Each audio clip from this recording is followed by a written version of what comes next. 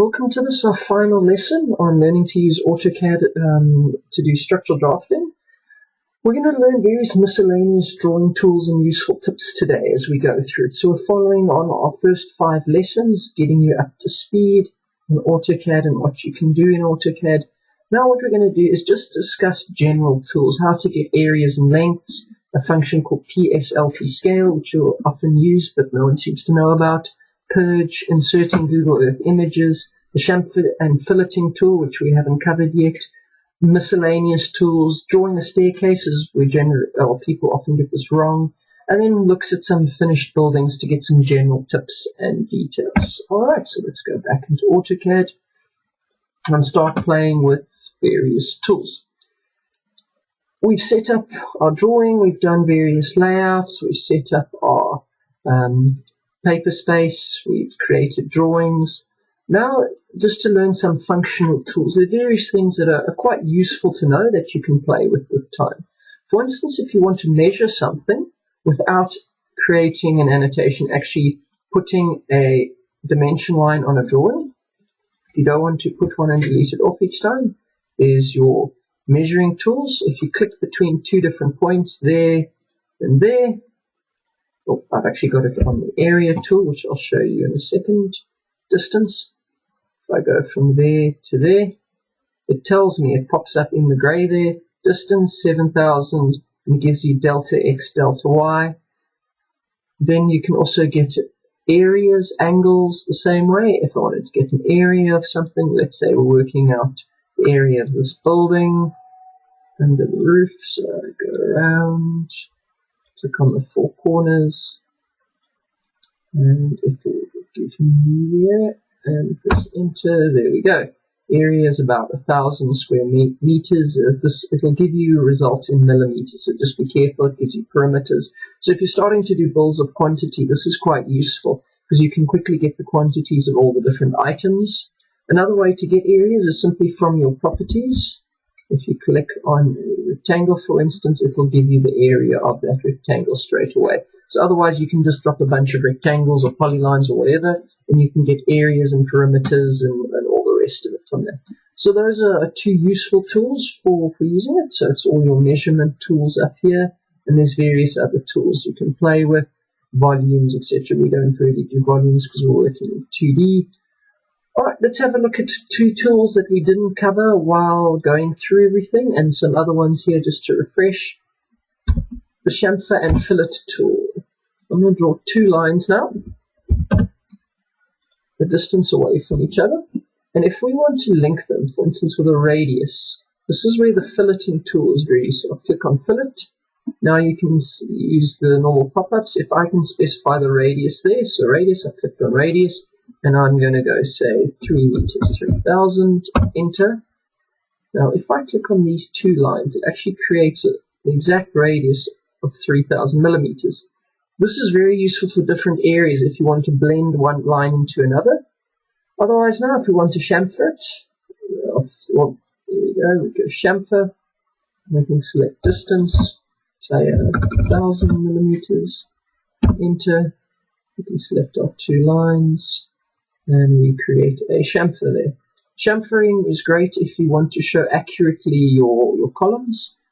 You normally have a 25mm chamfer on the corner, so chamfer, distance 25, enter, and you can actually chamfer these sorts of things. Normally at this scale you don't even see it. Maybe on smaller blow-ups you'll see it. So most people actually leave it off and just show it as a general note on the drawing that you must chamfer all the corners. Right, but that covers in the chamfer tool. We've covered the scaling tool. But let me show you another useful tool within scaling if you want to scale something up specifically. I'm going to draw a rectangle here. Let's say I want this rectangle from this point here to this point here to be exactly the width of one bay. And especially if there's a lot of lines and you're not exactly sure of distances, that I do a scale, specify base point. I want to start scaling it from there. Click. Now I'm going to use a reference. So R, enter. So it's asking me what I want to scale. R, enter. Specify reference length. So my reference length starts there and ends there. And now my new length goes to there.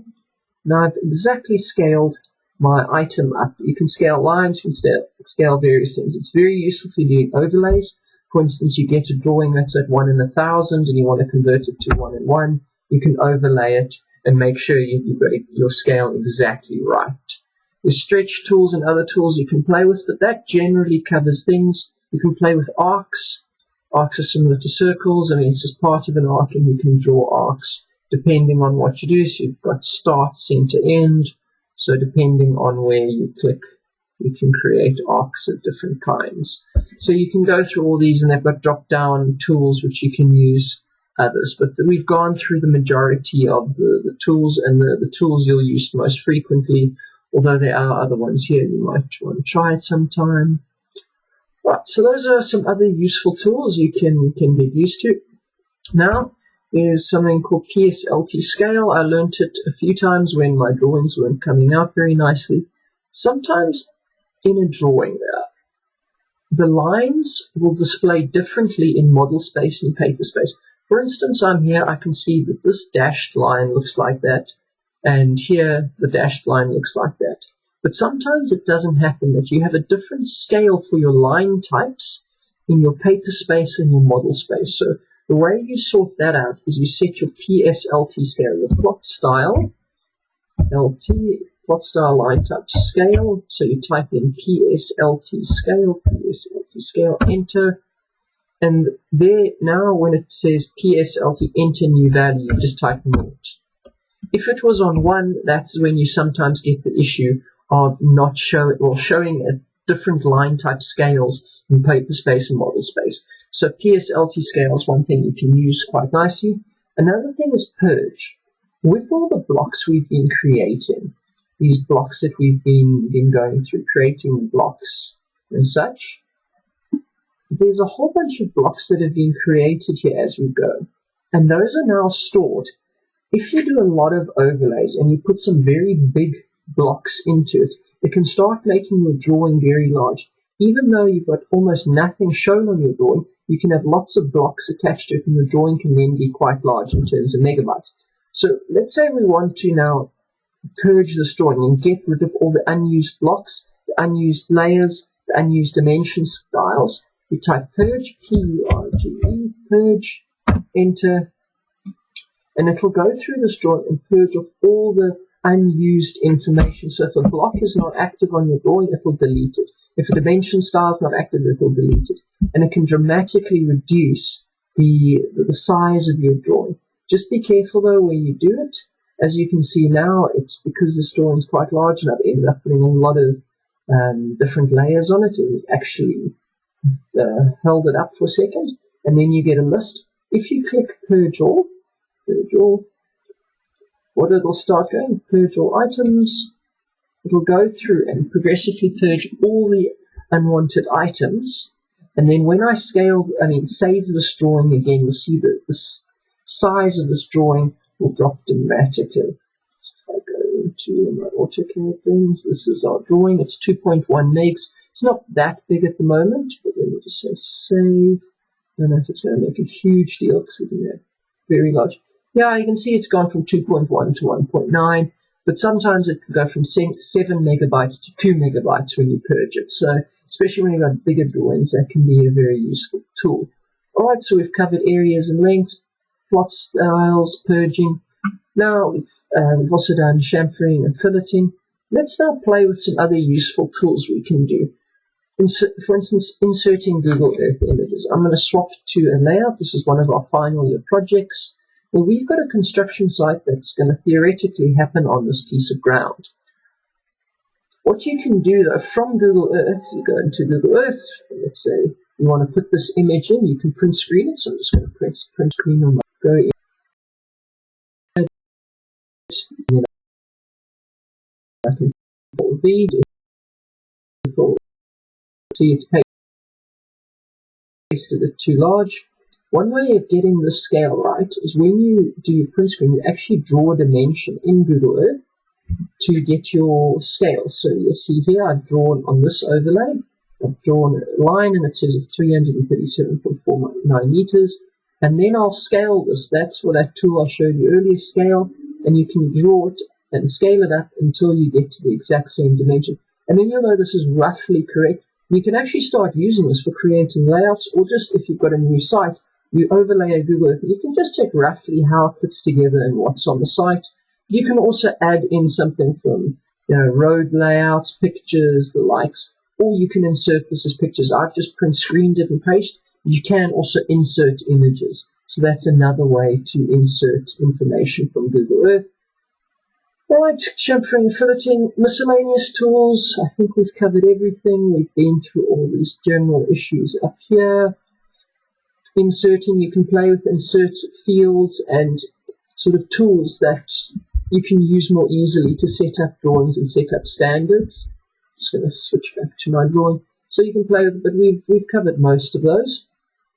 What we're going to do now, though, is have a look at drawing a staircase. This might seem trivial, and might say, why specifically do you include this?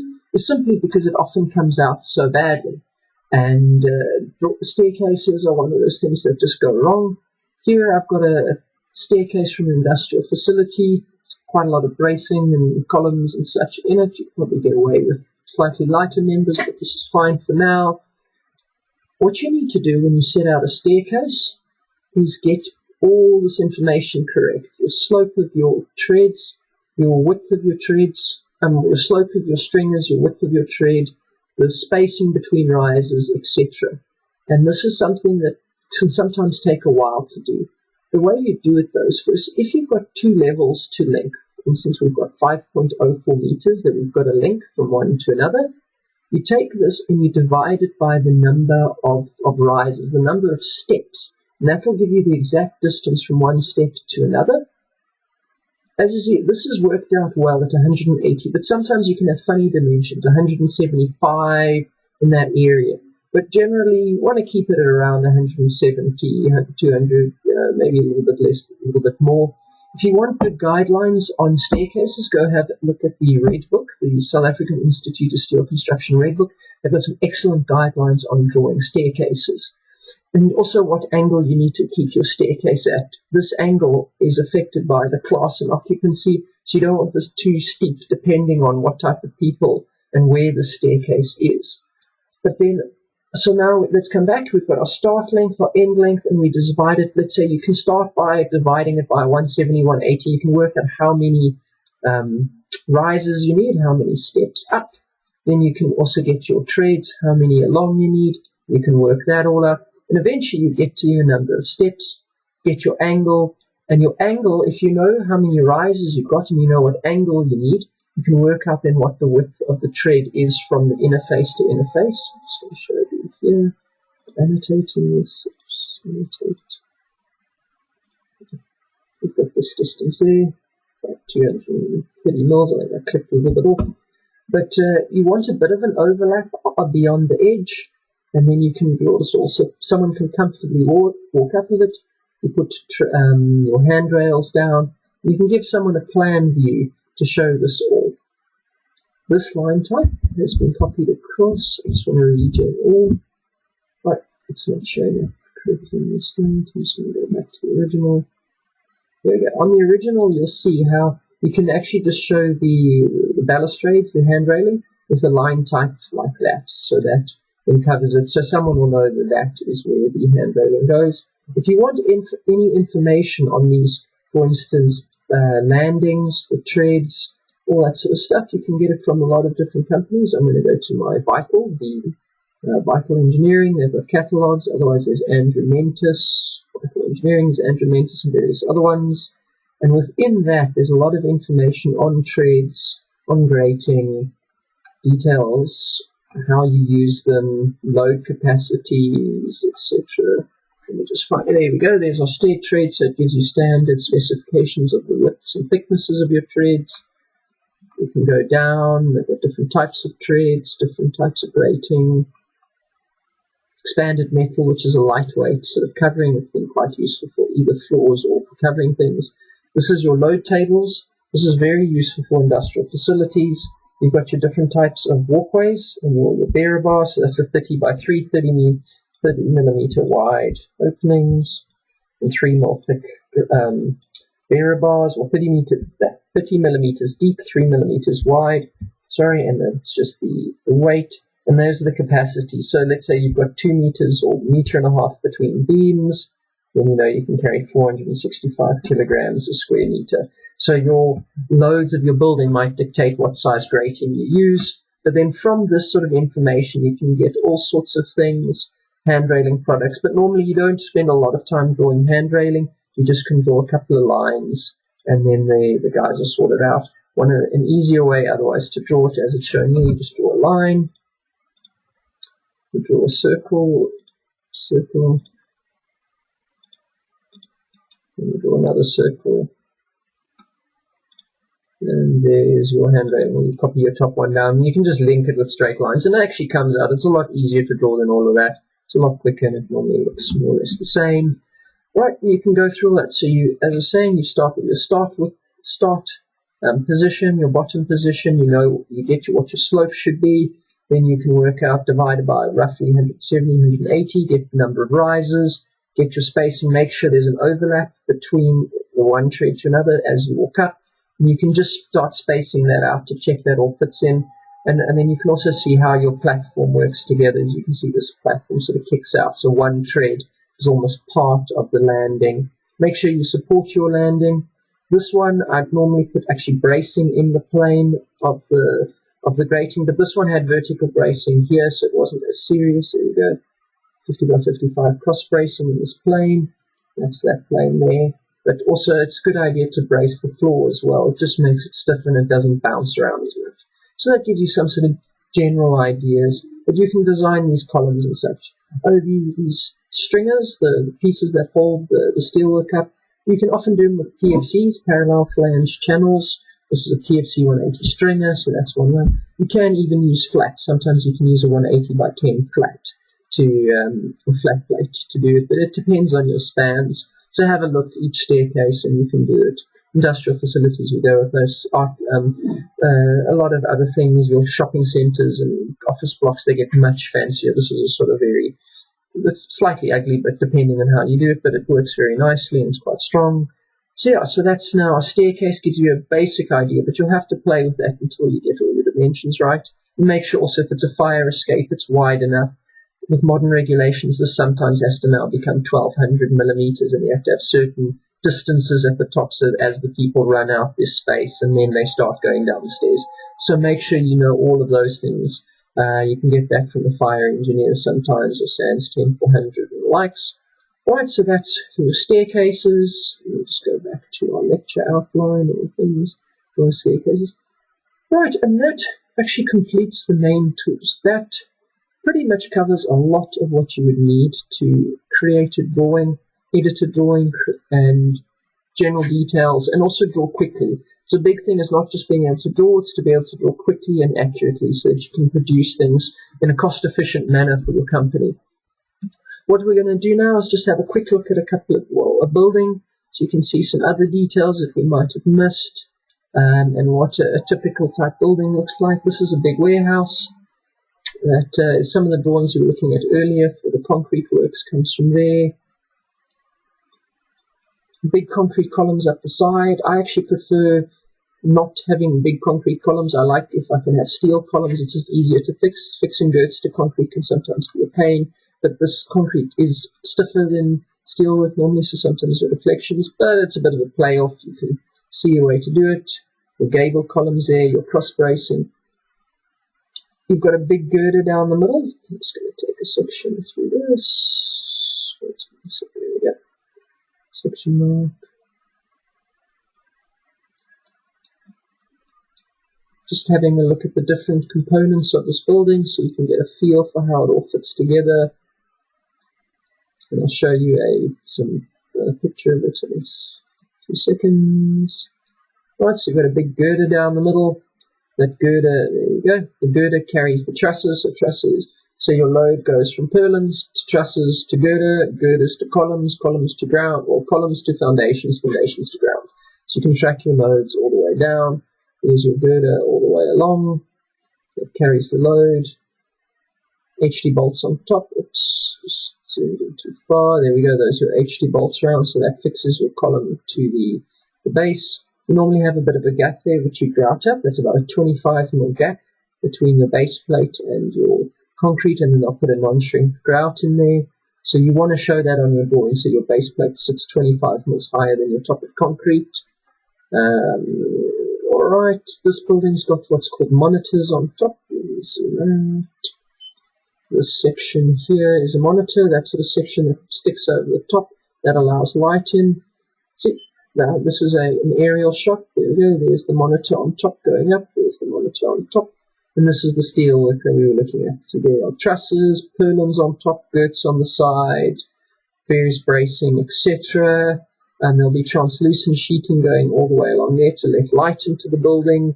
Normally you don't want translucent just flat. It's brittle. You can, over time, you can fall through it. So it's also sometimes better just vertically on the vertical face. You can put louvers on there. And yeah, concrete, road layouts, etc. And that covers that. We have now successfully been through a drawing. Hopefully have a better understanding of everything, how it fits together, where to put different components of a drawing, how to fit things together. And yeah, all the best with your drawing work, creating drawings, editing drawings, and hopefully you now know more about structures as well. And I wish you all the best in whatever you're doing. Cheers.